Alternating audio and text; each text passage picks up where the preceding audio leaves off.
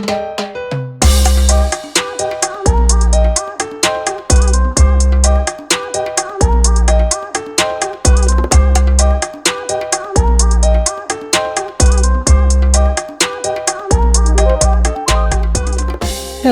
and welcome to This Week in Sports. I am your co-host Nick, and my favorite movie is Happy Gilmore.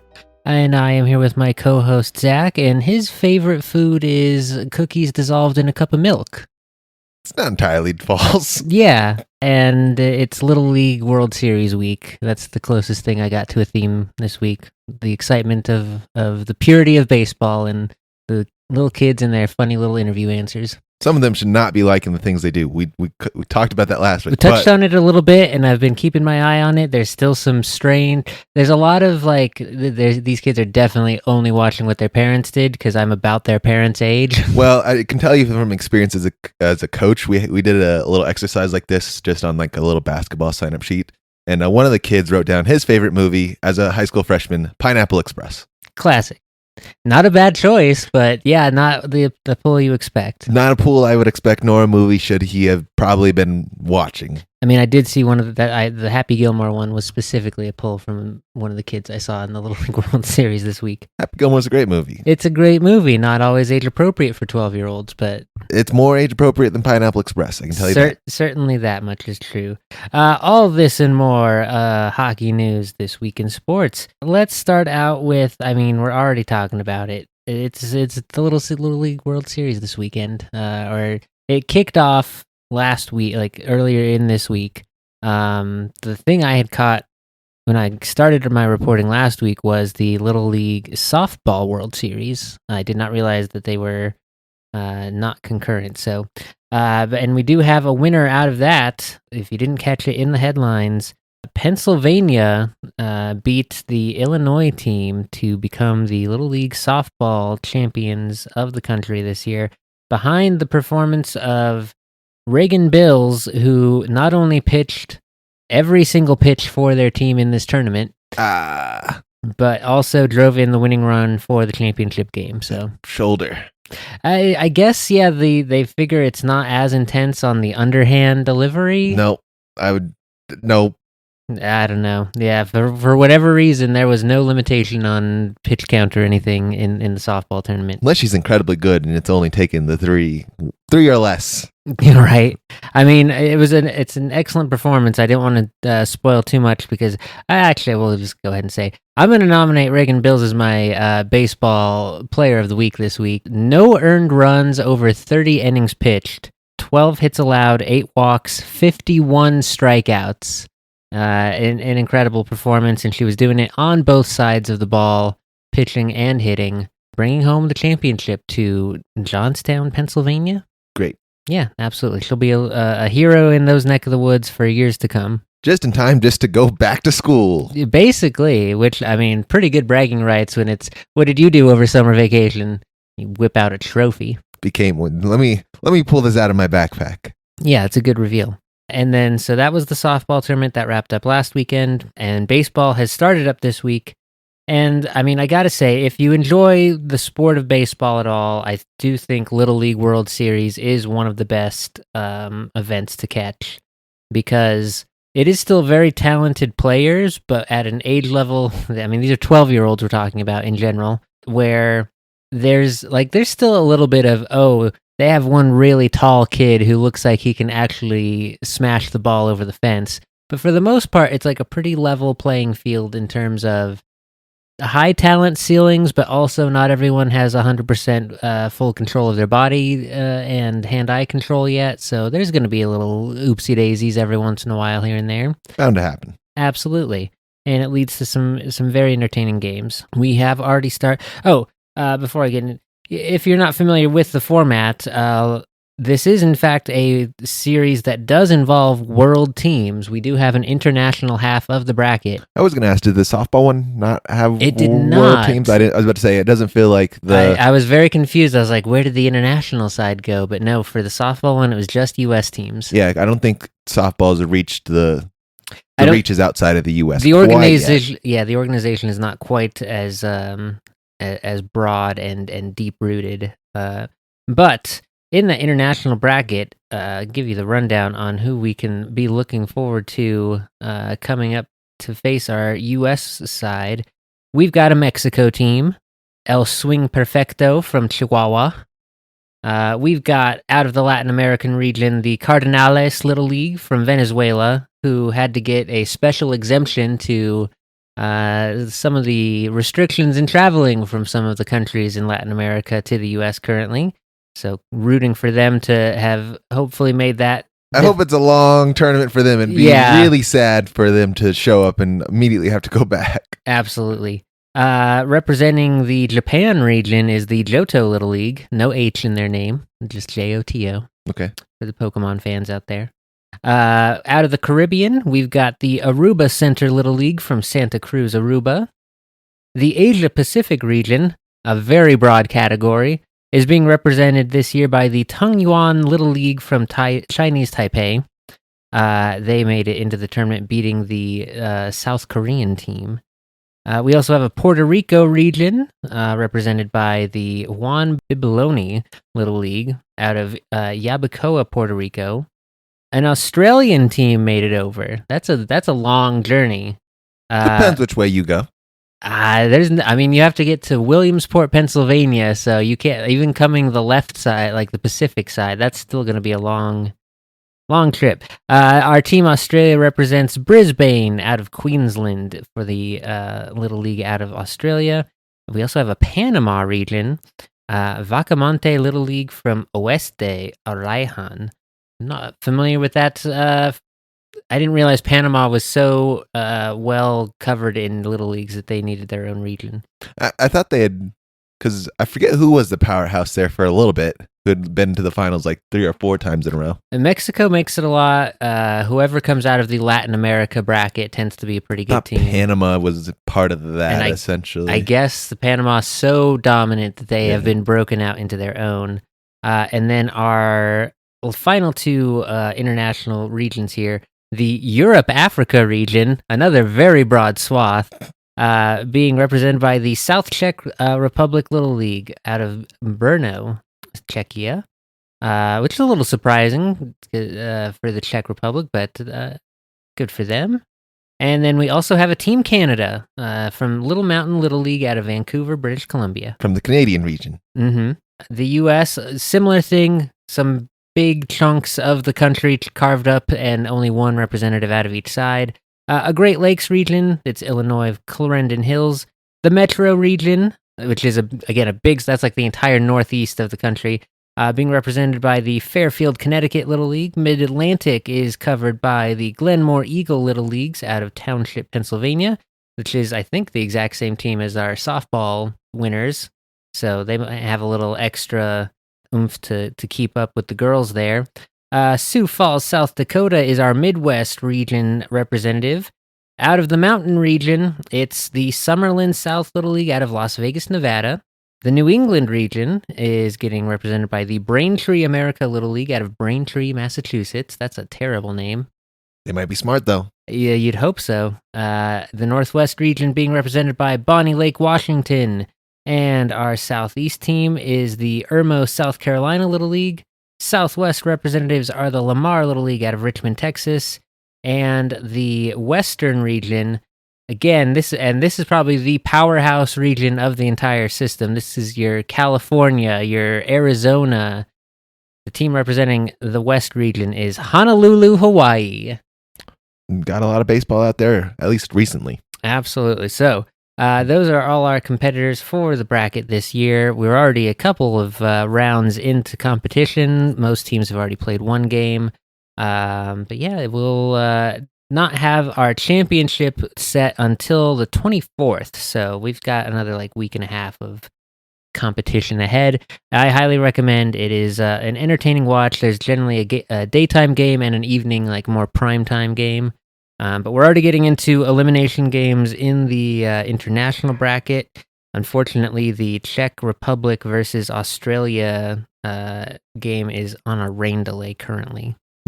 Yeah, which is bad. That means the whole tournament's probably at a standstill. So the dates might get delayed a little bit, but I think they've built in a little buffer room for weather rescheduling if need be. Venezuela doesn't have to go home quite yet. They're going to be here for a little while. I'm pretty certain almost all the teams will still hang out until the 24th, and we have our champion named. But yeah, that's sort of my highlight out of the baseball world this week. In the professional leagues, though, we do have some news to cover there. Getting the less important news out of the way. So remember last week or a couple weeks ago, whenever it was at the trade deadline, and I mentioned how the Twins sold off a lot of their roster. Yep, burn it. But it was okay because they plan on selling the team, so it's kind of like fresh slate for fresh owners. The owners, the Pollards, decided, never mind, we're not going to sell.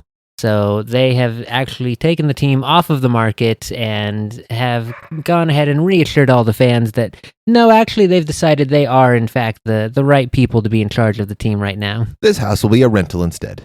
Basically, it's a very silly and upsetting to most Minnesota fans change of heart from the billionaire owners there. The Milwaukee Brewers have, I don't know if you've been paying attention to this, since calling up Jacob Mizorowski right before the All-Star break, have basically been unstoppable. They are already at 77 wins. The next closest team behind them is at like 72, and that's Toronto. I do remember, I think I have heard of them kind of starting to get on a little bit of a hot streak here because their name have entered the realm of national sports media. Exactly, yeah. Once ESPN's talking about you, you know you're doing something. You've done something either terribly wrong or terribly correct. Exactly. In this case, it is terribly correct, and they, in fact, unlocked a... So if you're not familiar with the Rockies taco special, in a promotion with Taco Bell, whenever the Rockies score 7 runs, you get a discount on tacos. Very seldomly does that happen anymore. Very rare. The Brewers enjoy an even rarer food-based sort of deal. With their 12-game winning streak, they unlocked for the third time ever since its inception in the 1950s, free burgers from a local burger joint that I think it's called Glenn's or something. And they put a very high bar up there. That is a very, very high bar. 12 wins in a row, but the Brewers did do that earlier this week. Glenn is very upset right now. My man is like, surely there's no way. You have to lose. Yeah, it's like, whenever the Brewers, jump over the moon, if you win 4 series in a row, like straight sweeps, easy peasy, I'll cough up some burgers for you. No problem. And he certainly did this week. Yeah, if he is a Brewers fan, he doesn't really care right now. Yeah, basically. The profits don't matter. You're on cloud 9. And plenty of free advertising, just like I gave them here, assuming I got the name of the restaurant correct. But otherwise, in our Colorado news, when we last left the Rockies, their magic number was 11, and they went ahead and rattled off 3 wins this week. I told you, it's possible to beat that St. Louis team. It definitely was. I was a little surprised at how effective they were, but we actually got, out of that St. Louis series, one of the best pitching performances of the entire year. That game 2 that we won 3-0, we only used 2 pitchers the entire night. You know what that means? What? It can only be downhill from here. There is no more ups. We only go up and then we come down. Yeah, We're kind of on a... If you paid attention this week, good news, you caught the up. It's very much like a Ferris wheel, and sometimes we break down on the downward turn. Yes, so like I say, that game 2 of the St. Louis series, a 3-0 win. Kyle Freeland pitched into the 8th inning.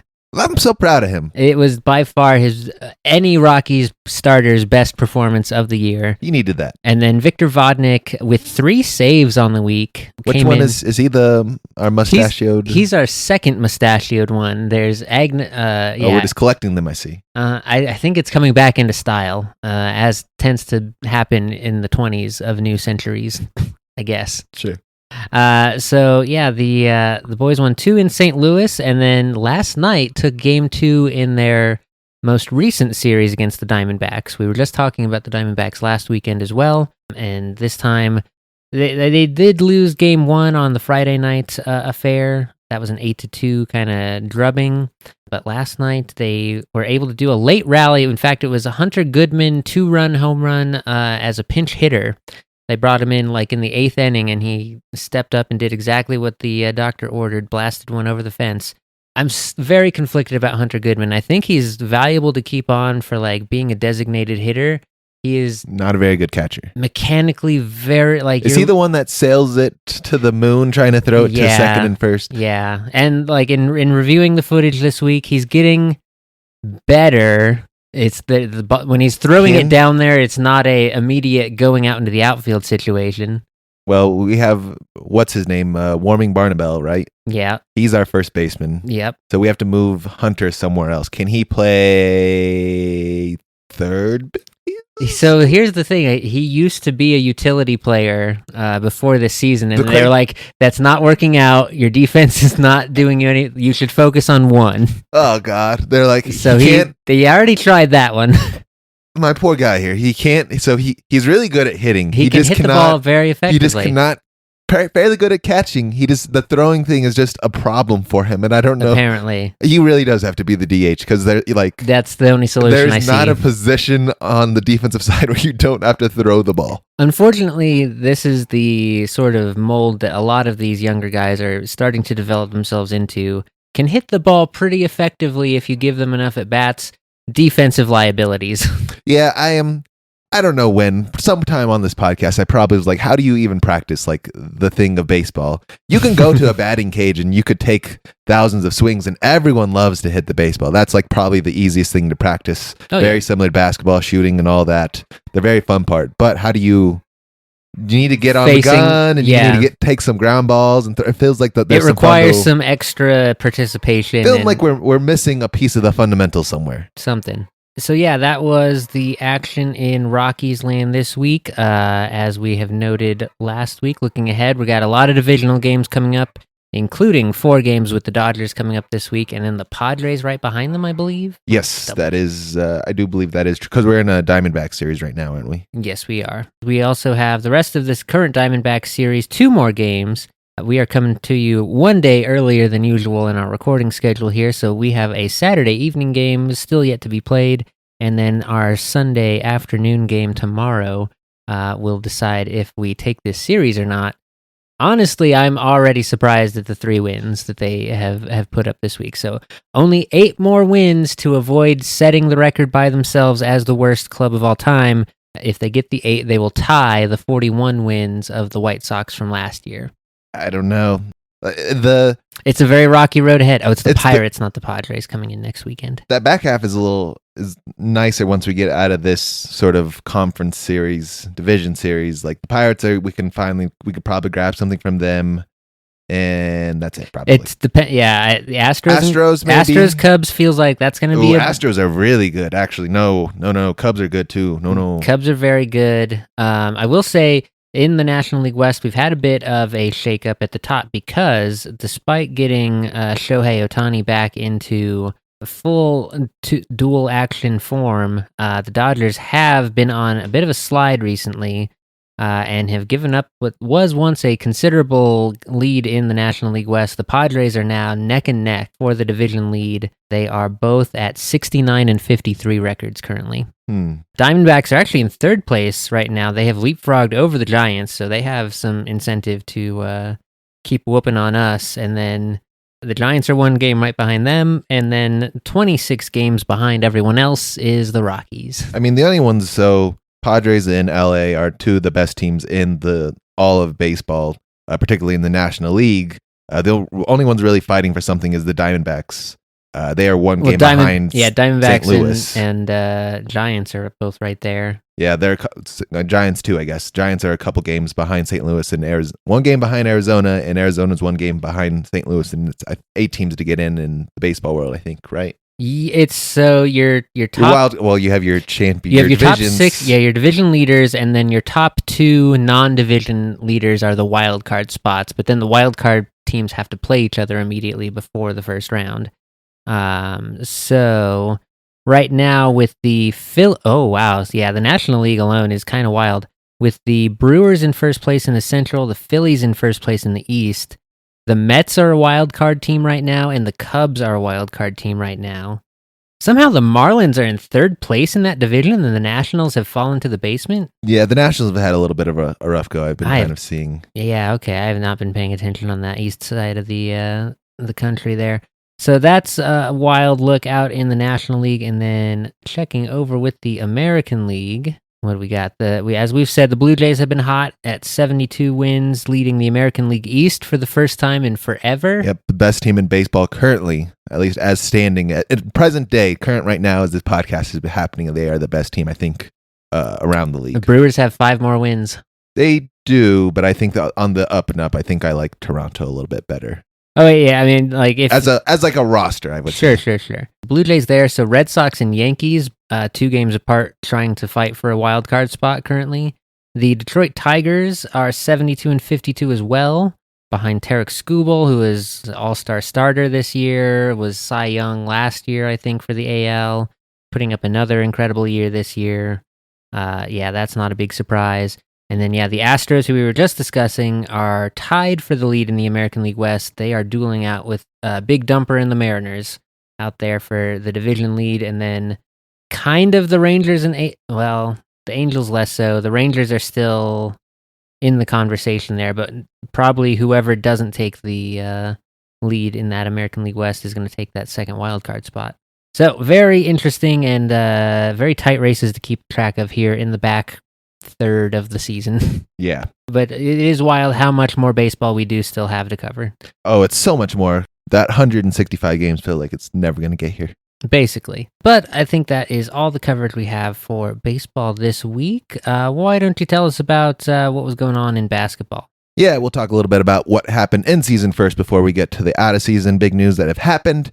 In season, the Las Vegas Aces, my Aces, come away once again undefeated on the week thus far. Like we said, we are recording here on a Saturday. I think they do play tomorrow. In fact, tomorrow evening. This week they did beat the Suns 94-86, Liberty 83-77, and Mercury 86-83. They are doing enough to get the job done. Like we said, no blowouts here, but they are finding ways to win, and that's what the whole of the sports are about. I say that now, but I will complain about some other teams who are just sneak away with some sports and they're not that good. But for this particular instance, I'm in the other end. Aja Wilson and her crew are playing very, very good basketball right now. In fact, they played so well that they've jumped from not being in a playoff spot all the way up to the 5th spot right now. So they are inching their way up into that other tier potentially. Very impressive climb, and like we said, it goes to show what like a couple weeks of being very hot can do for you in the standings in a league where it's this tight. Yeah, very much so. Like we said, we are coming to the end here very, very quickly, quicker than it seems for the baseball world almost. The Liberty, on the other hand, they've had a little bit of a rough week. Their schedule was not as nice to them as it was in the previous week. They are still playing without Stewie, of course, who's rehabbing the injury. Luckily enough for them, they are still holding pretty tightly onto that second spot. They did lose this week to the Lynx, of course, that we talked about earlier. Battle of the role players, 83-71. They did end up beating the Sparks the game after. The Sparks are really, they're going to try to outshoot you, and may the team who plays just the smallest amount of defense win the game. That game finished 105-97. But they did end up facing my Aces, which I talked about. They ended up losing that one 83-77. The Sparks this week, while we've mentioned them, talked about them, they do end up coming away 2-1 on the week again. So they are slowly making the climb. They're still on that 9th spot, but they are inching closer and closer to tasting that just a playoff potential right now. Of course, they did beat the Storm on Sunday, 94-91. They did, and Dallas earlier this week. And of course, we talked about they lost to the Liberty in a God almighty, there's no defense in this game shootout. Over there in the Sparks in LA, Kelsey Plum and her squad, Hamby, Brinks, everyone else, Rakia Jackson, their whole team, they have at least 3 to 4 players a night just doing absolute work. But I would say on the criticism side, they need some help on the defensive end, which I think is where Cayman Brinks would come in. I think last week she led the league in blocks from her return, but she's not still playing enough minutes to make a big enough contribution quite yet. Yeah, hopefully, I'm sure they're hoping they can stay afloat until she gets back up to full minutes and whatnot. Yeah, I don't know what their timeline is. It feels like everyone's very kind of on the edge. Like, I don't think the Sparks, I think, could be the team that upset everyone. If they find a way to sneak into the playoffs, they have enough firepower to win probably every game that they play in. It's just going to be that defensive end that's going to be a little bit tougher. And if they have just a bad shooting game, it's kind of good night for them. The good news this week, if you are a Minnesota Lynx fan, is they played one game. Was last Sunday. That was the battle of the role players against Liberty. They ended up winning that game, and they also have clinched a playoff spot, the first playoff spot in the WNBA now. That is wild. They did end up, with the Liberty slipping behind a little bit. They are now like 6 games ahead of second place. Yeah, they have kind of stormed their way up, as seems kind of be the way for at least a couple teams from last season that we've seen. If you make it to the finals in the WNBA, it feels like the next year you'll find your way there again if you at least keep most of your team intact. And I would say they have improved a little bit. Dejanay Carrington going over there is, I think, a great asset to have, especially having her come off the bench. Like, she's probably a starter in most other places, but having that firepower come off the bench is super nice to have. So that is, I think, the week in the WNBA. We are, like I said, coming very, very close to the end of the season here. I'm about to take a look here. Let's see how many games we actually have left. It has to be probably, if I'm guessing, probably 10-ish, if that. Let's see.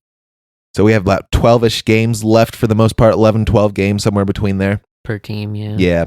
Looks like regular season will be wrapping up September 11th. Yep, so we're like 3 or 4 weeks away. A little under a month, yeah. Yeah, a little under a month of WNBA action with NBA action right on its tails. And the NBA, we've had some storylines, nothing player involved. The first one here in the Mile High City is our beloved mascot, Rocky, is suing the Cronkies ownership for discrimination over, I do believe is like a disability discrimination. Yeah, so for those unfamiliar with the heritage of Rocky, everyone should be fairly familiar with the number one mascot in basketball for a lot of the early 2000s. I think he's the highest paid mascot in the world. Original Rocky was the father figure who was that early generation. And then after 15 or so years of doing mascot work, your body kind of falls apart a little.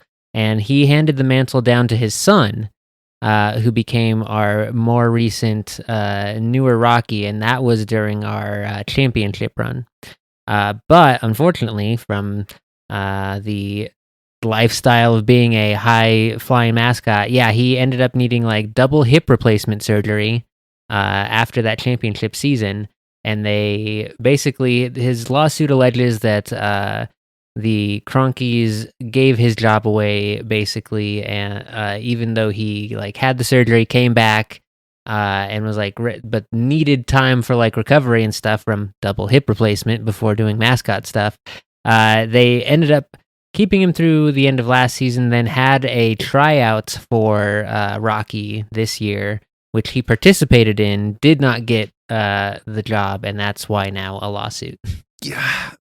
I mean, I understand like it is like a family passed down thing, but also the Cronkies own the figure that is Rocky. And if you are a mascot and Rocky is a little crazy and sporadic, doing flips and things and all the things that you may need your hips for, if you cannot potentially fulfill that, maybe he could or did, but I am. Yeah, it's an interesting case to be applying the sort of like thing of job things where it's like, can you do the requirements of this job with or without some sort of like appropriate assistance or something like that? Yeah, we'll keep an eye on that, but it is. 100% from like the business point of view, Cronky Entertainment owns the rights to the character. Like I get it from like I understand why Rocky feels that way, because it is like my father's father and father and father and father. We're all Rocky, and I'm also Rocky, and it's just kind of like this thing. I get that, but also it's not like a thing you own or do. It's like something you can train for, kind of like a carnival sort of deal. Mm-hmm. But I also understand from the Cronky's point of view, it's like we're probably paying this dude quite a lot. My man just had double hip surgery. Can he lift the boxes that are 50 pounds? Maybe, maybe not. I don't know. I feel like maybe it's time to go in a different direction, perhaps. Yeah, there's for sure a certain expectation of quality from the performance of Rocky, no matter who's in the suit. And from a the other point of view of the business thing is, the mascot has other duties outside of showtime during the game performances. Like that's part of he's like the face of the franchise for like going out to schools and public events and things like that. That you're expected. You have a busy schedule if you're a team mascot. Very much. So yeah, it's someone who wouldn't be able to meet all those obligations for long periods of time. I could see how you would want to pivot away from that. Potentially, yeah. Yeah, that is an interesting local story. And then this one I thought was just kind of funny because of the similarity of the team logos is what everyone picked up on immediately. The owner of the Carolina Hurricanes is going to be buying the Portland Trail Blazers for an estimated $4 billion. Question for you, as I saw this, is it possible, like, I don't think Portland's ever going to leave the Trailblazers organization, but would Carolina ever leave to move their team potentially out there? Like, you have an arena in both spots. You could... I mean, I don't know who owns the, like, there's like always who owns the arena, but I can see like how hard is it to slap down, buy some ice plates and throw them down. I could see a potential where the NHL wants to do an expansion and add another team like Atlanta or something out in the East, and then you move Carolina out west to Portland. I could see that working. It's a little bit more feasible now that we have that Seattle team out there already as like a potentially like that's the new rivalry out in the West. Could you imagine the Portland hockey team in the East? Yes, we've seen some really weird. You mean like Memphis in the West? Memphis in the West, New Orleans Carolina in the West, New Orleans, all sorts of fun. Where we draw the boundary of East and West in this country has never been agreed upon by any sport. So yeah, that's a funny one. It would also be the third move or second move in their franchise. If the Hurricanes move, they are originally the Hartford Whalers franchise. So they've already packed up once. It'd be a big blow for the Carolina like hockey fans out there because you don't have any other. I could see like the only reason I would you have to become a Capitals fan or something. Yeah, the only reason I would suggest the move there is you can't move the Portland Trail Blazers there because you already have the Charlotte Hornets who are like kind of take up that whole region of space. Like you could have like a North and South Carolina, but that's going to be. I've seen a lot of interesting things too about maybe moving the Charlotte team. Yeah, I would. The Charlotte team. Charlotte team one doesn't have very many fans because they are atrocious. Yeah. But like the Portland fans are like diehards. I think that out of the fan bases, I think the Portland fan base I think is slightly better than the Carolina fan base. I guess. Yeah. I for basketball in particular, I think I would guess for any sport would be my guess. I think the Hurricanes have established themselves pretty well, and also like you don't have another sport in Portland right now other than the Trailblazers. They might have I think soccer team. They do have a soccer team. I think they have both NLS and a WNLS. One of these days, you'll get your hand on the too many letters. I do acronyms. Numbers. Absolutely. Well, any other basketball news we need to cover this week? No. All right. I will go ahead and give us the quick roundup on hockey news. It is very light once again as we kind of ride the quiet times into spring off-season camp. But of the Colorado Avalanche news, we got to see what the 30th anniversary logo is going to be. Once again, making me feel old as dust for being around for all 30 of these years. But they've been 30 good years. Very good. I wouldn't trade any of them. Well, there's a few back in there. Don't worry about it. We're not going to get too picky because part of the fun thing I thought of the design, it's 3 stacked X's as a Roman numeral 10 for each of the decades. But because we have had such a good run of things, we put on each of the X's one of the years that we won the cup. So I like that. That's a good little kind of bragging rights thing. There are a lot of teams that don't have 3 cups in their history, period, still. Some are still chasing the first. Other NHL news, our old friend, and I do very literally mean old and friend, Jack Johnson is giving it another try this year. He's got a professional tryout contract with the Minnesota Wild. So we may get one more year of our old friend Jack Johnson, and No, we already know what opening night's going to be, so we won't get to see him for the very first game and have him come over for hugs and whatnot as is tradition, but might still see him kicking around. Same cannot be said for our other Johnson & Johnson duo. I do not think anyone has yet called Eric Johnson to see if he wants to play for them this year. Well, I can only imagine one team ever calling Eric Johnson again to say, "Hey, buddy, you wanna?" Well, it certainly wasn't us this year, so yeah, that's a pretty short list now. And then I think the biggest bit of news that I can announce out of the hockey world this week is the huge collaboration from the PWHL, Tim Hortons, and the Barbie Company for our first official PWHL Barbies. Ooh. They have. So the reason Tim Hortons is in on this is because they are the jersey sponsor of the jersey that Barbie wears. To really layer on my hatred of the capitalism in jersey design. It now goes even on the action figures. It's deeper.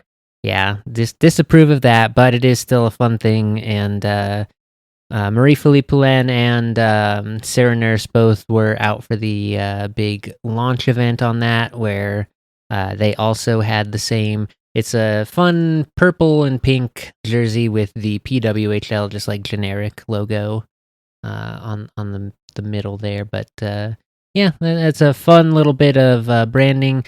I think they already had the Crayola partnership last year, so just a nice little bit of the women's league there, getting another kind of media partnership going on.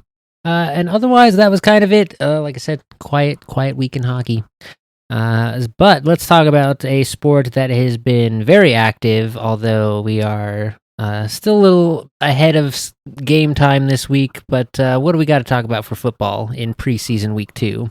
I don't think there's much to talk about in the grand scheme of preseason. For the most part, I think teams are starting to figure it out. This week really does matter if you are on the roster or not.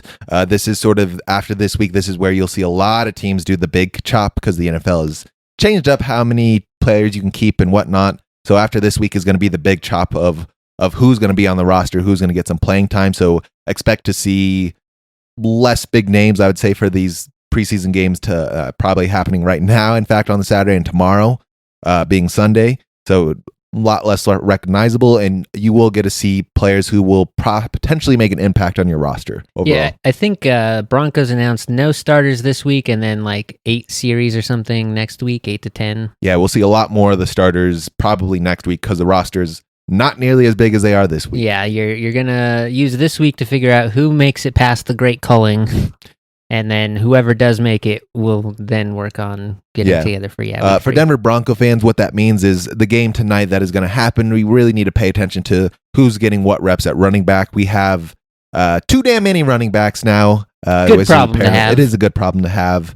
So naturally, J.K. Dobbins and R.J. Harvey, I think, are going to safe to say that they are safe, given that we signed J.K. to a pretty decent contract, and he is the most veteran in the locker room. And Harvey, we used a 3rd round pick on, I do believe. So he needs to be on the roster. Really, what that means is who's going to be in there between McLaughlin, Estime, Beatty, and whoever else that we have in our backfield currently. Yeah, that is definitely a thing to watch out for. I think we've got some bubble guys on the defensive side to see who can fill in on those rotational plays and whatnot. Yeah, God only knows that we need secondary like no other, and the middle is kind of squishy, so figuring out who's going to play there. I would expect to say, I don't know what the middle of our roster look like. I haven't been paying too close attention to our depth chart, but those are the 2 spots where I think a week like this matters to see who's going to potentially even get some real season play time as the season would go on. Yeah, we are set to be playing the Arizona Cardinals this week.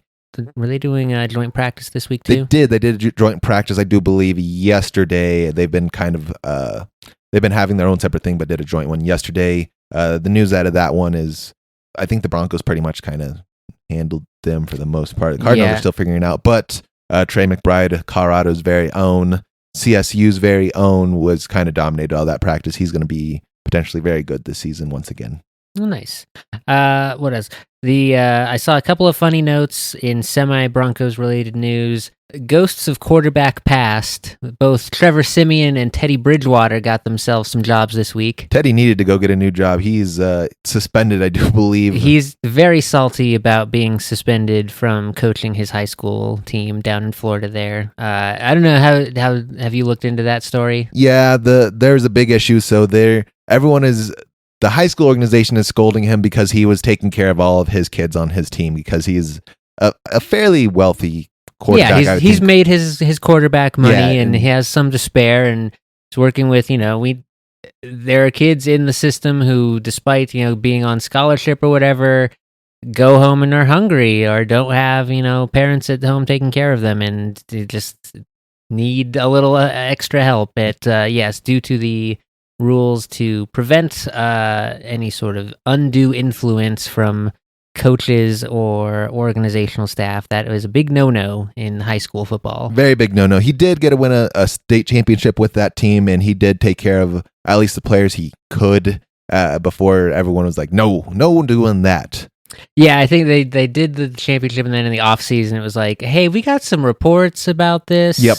And then the ruling, which I think he's still appealing, but since the season is already underway. Which his response is like, what do you want me to do with...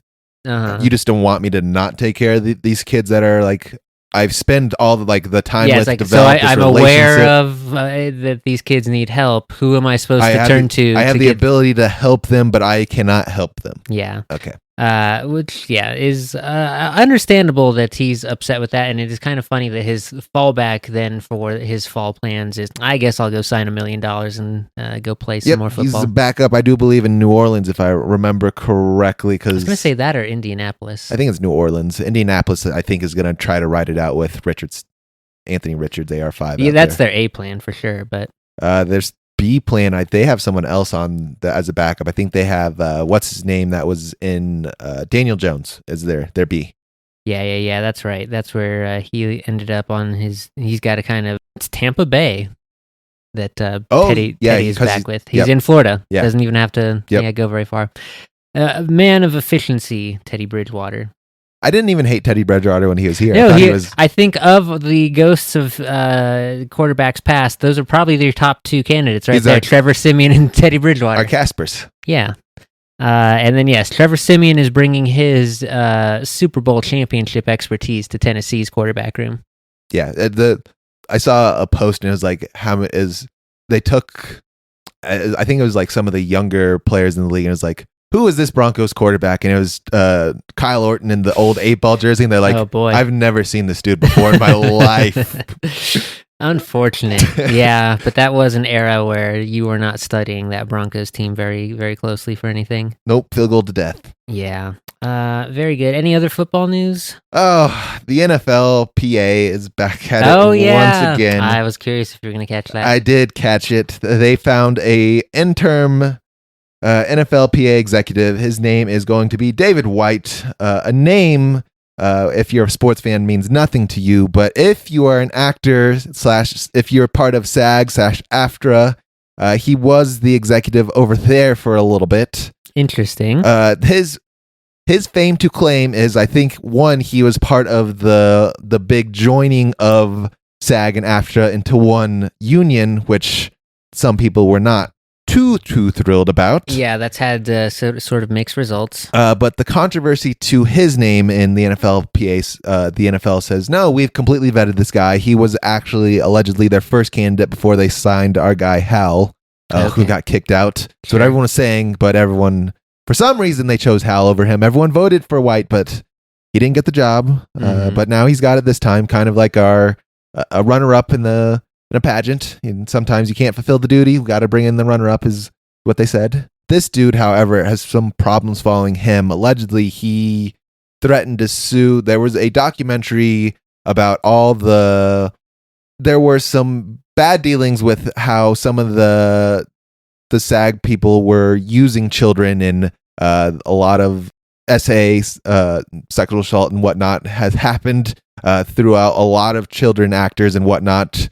Drake Bell and whatnot, and there's an organization who actually has sort of a whole database of all the bad things, at least child related, in sort of Hollywood and throughout movies. It's not really a shared thing, and it's kind of a volunteer thing. So it's very it's like a watchdog organization. yeah, very much kind of a black box right now. Like a lot of this is with this coming out, it's sort of a first time look at it. Someone reached out to them knowing that they had all this information. Like, yeah, you can come in. It's all kind of a mess because we don't have any organization at all. Our database is kind of all over the place because it's all volunteer work. No one's getting paid for it. It was really maybe not properly. No, not at all. It was basically founded by people who were parents of children who they found. People who want to keep track of these things but didn't have the expertise of how to put together such a database. Correct, and they've been doing it so long that they kind of figured out. But they brought in someone who wanted to come look at all this thing, and it was like a documentary maker. And it's like there's a lot of like potentially like groundbreaking bad stuff in here. So they went out and made this documentary and all that. And David White, being the executive, is like, hey, you need to not make that documentary at all, or at least if you do, you got to take our name out of it, being SAG-AFTRA. And the documentary maker was like, no. So then it would make it seem like you guys didn't do anything wrong. Correct. And that's kind of basically how it was. And he was like, well, I guess we're going to have to sue then about defamation of the organization and all that. So that's what his claim to fame is. Currently trying to bury a documentary about crimes his organization might have committed. Yep. So I don't. Cool. Yeah. Again, Pablo Torre and Mike Florio have another hour and a half documentary. Sounds like we're probably going to go on to part 5 now. They've already done 4 different parts of this. I can't imagine. Poor guys are gonna be absolutely exhausted come actual football season. They've been trying to take vacation for so long, but every time they try, they end up just spending their whole vacation basically talking to each other and tracing down. You're spending all week editing a documentary. Pretty much. Yeah. That's rough. And I can't imagine this is gonna go well for them either. But we'll see. Maybe not. That is who the NFL wants as a PA. He's not a fighter. He's more of a let's kind of sit down and talk or negotiator, and then I'm going to roll over and do whatever you guys tell me to do anyway. So okay, interesting play. We'll keep our eyes on it. Good work by Mike Florio, and who's the other one? Pablo Torre. Actual sports journalism in action there, keeping us informed and all that good stuff. Very good. Any other football news we need to cover? Nope, I think that is it. Fantastic. As I mentioned before, PLL is off until next weekend for the 23rd, when we will find out who will make it into the semifinals to face Denver and New York. So no updates on there. We do have a little soccer news that I caught from the headlines this week. La Liga is trying to set up a game in Miami for this coming season. And they can't quite get it nailed down because Real Madrid says absolutely not. Understandably so. I will say the care that we have here in America for our professional athletes is not the same. It's kind of crazy, not the same as it is elsewhere in the Europe and Spain and sort of the big soccer regions. Like in soccer, you play on actual grass real turf. There is a lot of controversy over the quality of fields. The quality of field is a problem, and we just had the FIFA World Cup here, and it did not do so well. Overall, so I can't imagine why you would try to bring us another big premiere. I think there are some cities that do it. I think Colorado, because I only know this from firsthand experience, does show out very well for a lot of the professional soccer. It doesn't even matter which one, whether that be in Mexico when they come up or the Europeans when they come over, to show very well. Even European or national, the national level German scale, teams and German all teams, that, the USA versus whoever here, USA versus Mexico has happened here. Yeah, we've had some international friendlies hosted here. So I can't imagine us getting anything for a little bit, at least from on that sort of scale, where it's like big national attention. Because our fields are not up to par. I will say that 100% sure. Every other professional athlete has said that thus far. But out of potential spots, Miami probably the best, because why wouldn't you want to go to Miami? One, and two, weather's good, location relative to Europe, pretty easy for travel. Two, the Miami team's owned by David Beckham and basically Lionel Messi at this point. Messi's down there in Florida. So you have to expect that if any team's going to have the things right, that's going to be the one. That certainly makes sense as the destination. The other elements that are in play here, So as we mentioned, I think last week that the Premier League season is kicked off already, is underway. I mean, there was maybe 2 weeks of downtime between the so Tottenham Hotspur just won their Europa League trophy with Son Heung-min about a month ago. He won his trophy with them, took like a week off, and then they announced the enormous transfer. And then the next week he was already over in LA, where MLS is already underway too.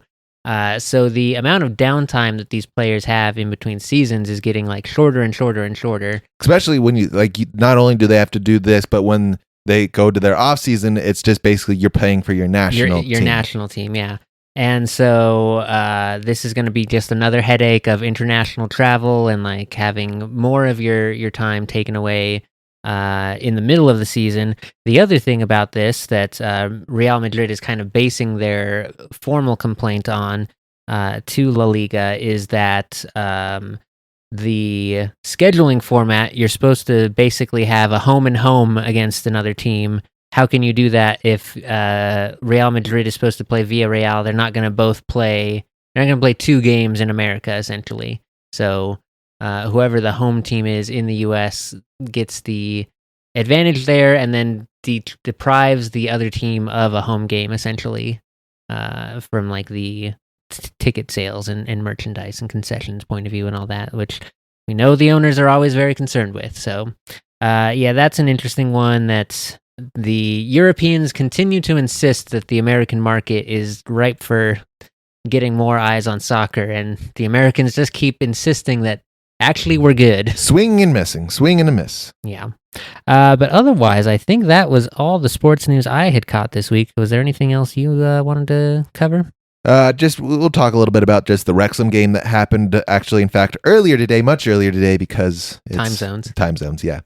Today they did fall again, 2-3, putting them at 0-2 because draws are a thing in the football world, the soccer world. Today they did show out a little bit better. They did have 51% of the possessions, but much more competitive. And they went out and signed a new goaltender, didn't they? Yeah, they've been trying to. It seems like that's kind of the pattern with them, especially if you've been watching the Wrexham documentary. There's a promotion, get a new player. Yep, promotion, can kind of figure out what you can keep on your roster and then sort of fix it up as you go along. Also, pre-promotion, there is also the Mexican version of the Wrexham thing going on with Eva Longoria, Ryan Reynolds, and what is his new name now? Oh, Rob McElhenney, who's changed his name to Rob Mack. I couldn't remember the. Okay. But they paired together with Eva Longoria to do one out there in Mexico with her team. That's fun. But yes, Wrexham I assume will figure it out as the season goes on. Like I said, they kind of keep their same roster for the most part, make some signings early on to fit in a little bit, but not fine tune until a little bit later. So a couple losses here, I don't think hurts too bad. I think we will continue to see them fine tune.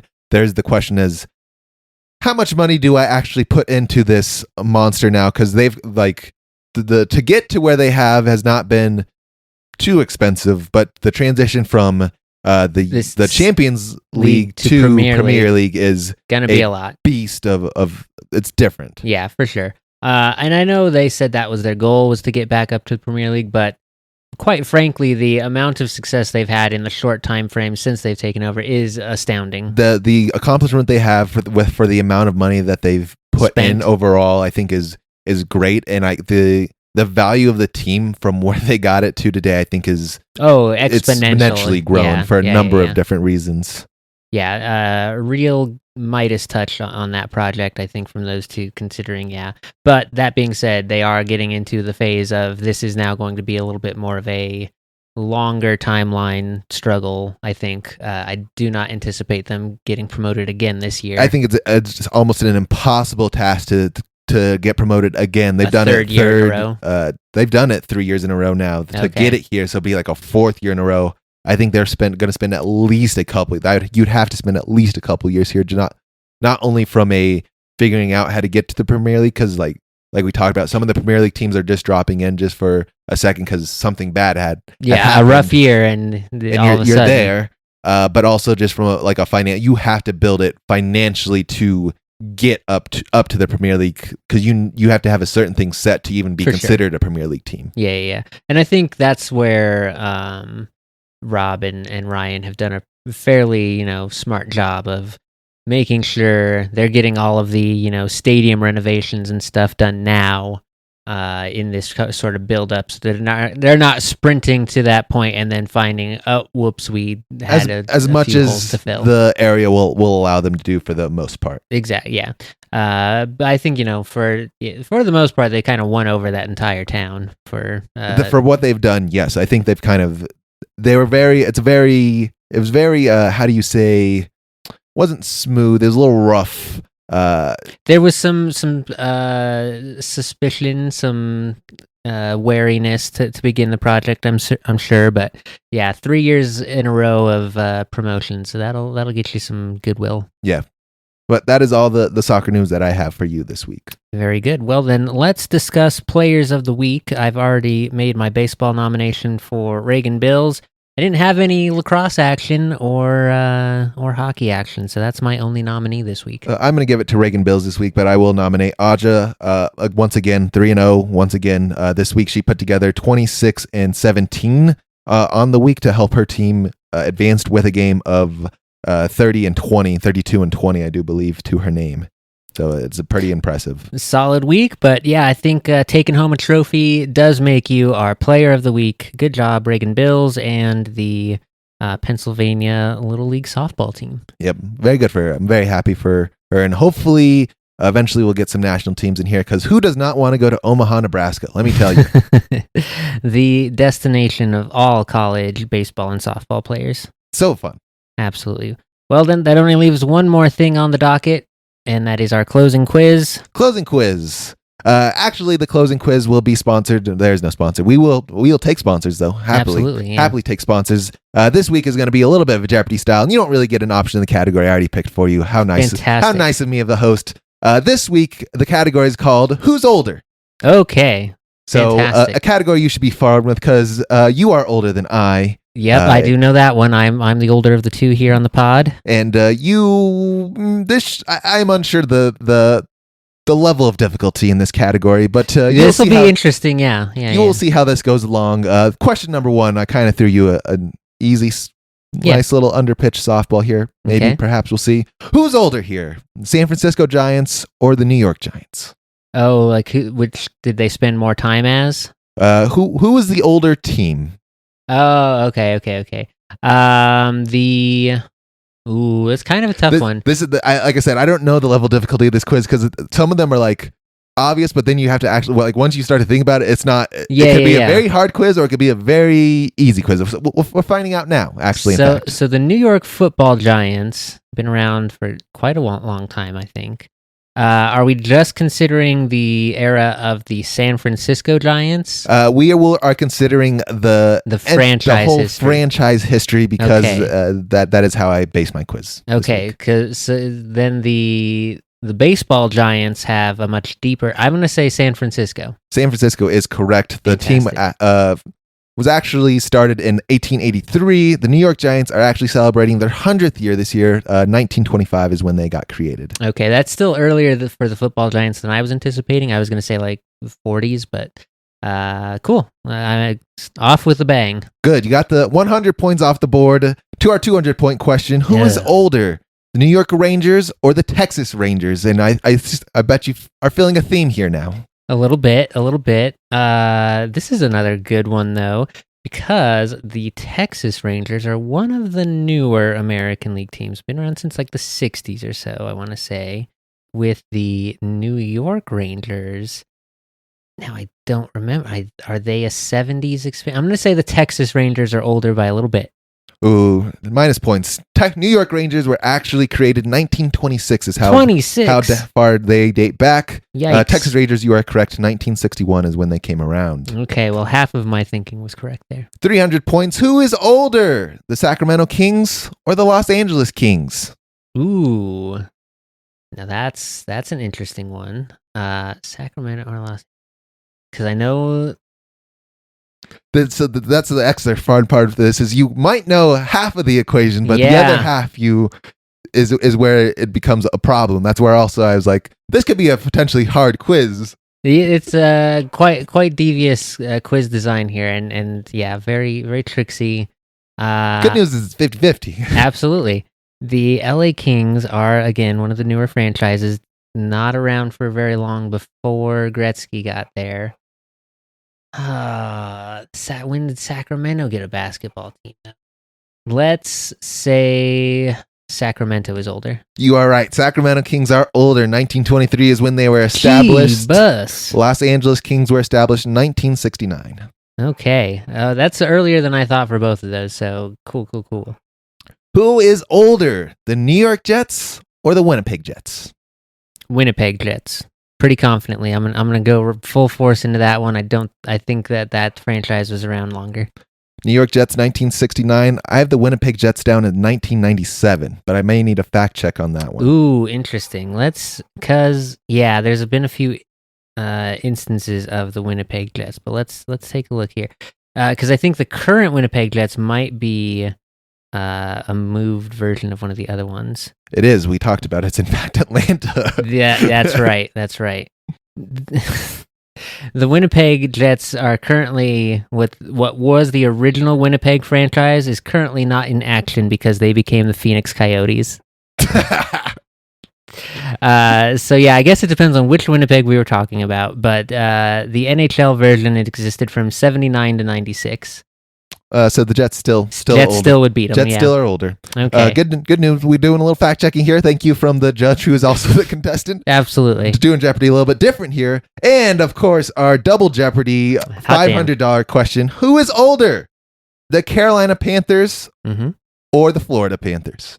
Ooh, Panthers or Florida Panthers? I'm gonna take the Florida Panthers on this one, Zach. Actually, as a trick question, the Are they Carolina the same age? Panthers are from 1993.